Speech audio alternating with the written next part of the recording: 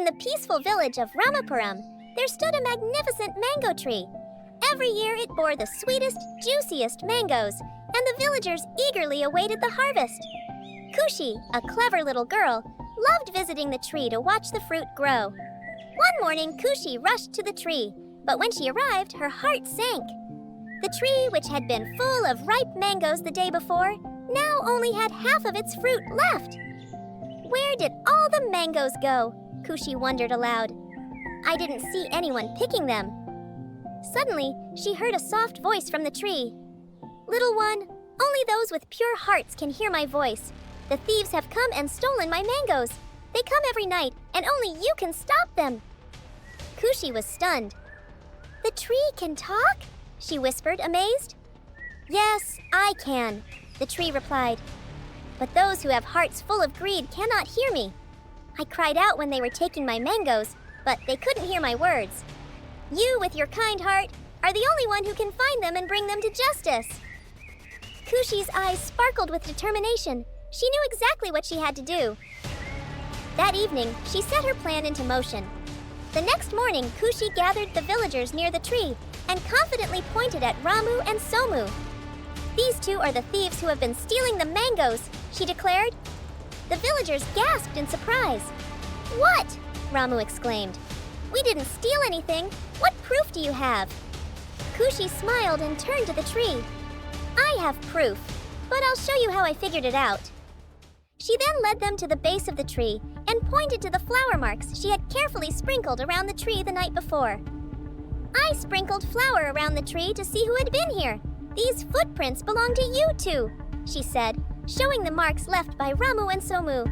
Kushi continued, explaining every step of how she had followed them. Last night, I stayed hidden behind a bush near the tree. I sprinkled flour all around the base of the tree to catch the footprints, and I was carefully watching the tree from behind the bush. The villagers leaned in, listening intently. Then, I saw both of you sneaking toward the tree. You were so focused on picking the mangoes that you didn't notice the flour around the tree, and you left your footprints all over the ground. The villagers were stunned as Kushi pointed to the path that led from the tree to the spot where Ramu and Somu had hidden the stolen mangoes. I followed your footprints all the way to the shed behind your house where you had hidden the mangoes in sacks, she said, her finger tracing the invisible line of the trail.